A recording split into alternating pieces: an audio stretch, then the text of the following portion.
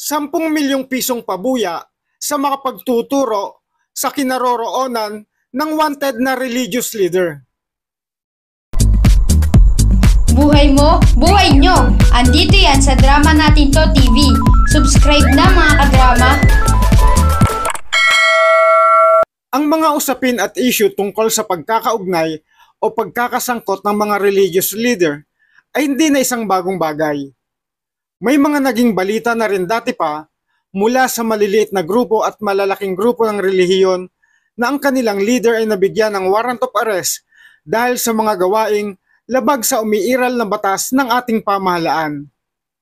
Sino bang makalilimot sa dating leader ng samahang pangrelihiyon na ang dating daan na ngayon ay mas kilala sa tawag na MCGI na si Ginoong Eli Soriano? Nanatili siya sa bansang Brazil hanggang doon na rin siya bawian ng buhay. Hindi na siya nakabalik ng bansa dahil may mga kaso siyang nakabinbin at kailangang harapin sakaling bumalik siya dito.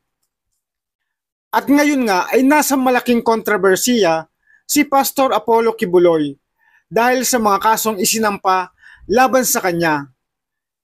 Hindi hinarap ng naturang pastor ang mga aligasyon sa kanya, kundi nagtago pa ito, kaya lalo lamang itong naging kontrobersyal. Kailan lang ay inanunsyo ng Interior and Local Government Secretary Benhur Abalos na may nakalaang 10 milyong pisong pabuya sa sino mang makapagbibigay ng impormasyon sa kinaroroonan ni Pastor Apollo Kibuloy para siya ay madakip.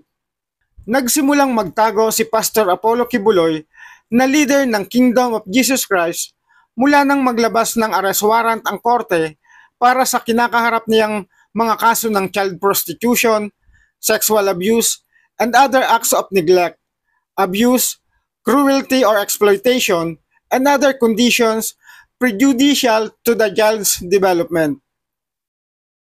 Noon ngang nakaraang buwan ay sinalakay ng mga otoridad ang compound ng KOJC o Kingdom of Jesus Christ, ang Prayer Mountain at Glory Mountain at isa pang ari-arian ng KOJC sa Kitbug, Sarangani Province para isilbi ang arrest warrant laban kay Pastor Kibuloy.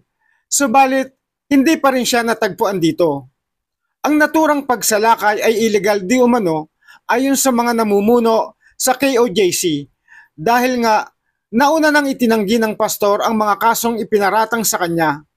Samantala, wanted din si Kibuloy sa US Federal Bureau of Investigation dahil sa mga aligasyon na labor trafficking scheme that brought church members to the United States via fraudulently obtained visas and forced the members to solicit donations for a bogus charity, donations that actually were used to finance church operations and lavish lifestyle of its leaders.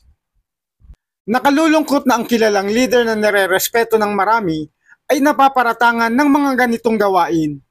Hindi lang ito batik o mantsa sa iisang tao na leader ng organisasyon, kundi kapintasan din ito ng kanilang samahan sa kabuuan.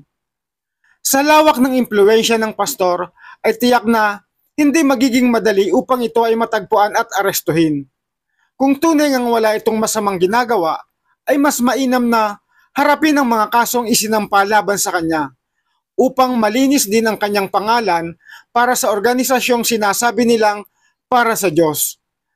Dahil paano pa paniniwalaan ang sinasabi ng isang leader kung may bahid ng pagdududa ang kanyang pagkatao, kung ang laman ng kanyang puso at isip ay taliwas sa kanyang mga itinuturo? Ang kinakailangan ay pagharap sa isinampang reklamo upang patunayan na ang lahat ng paratang ay walang katotohanan.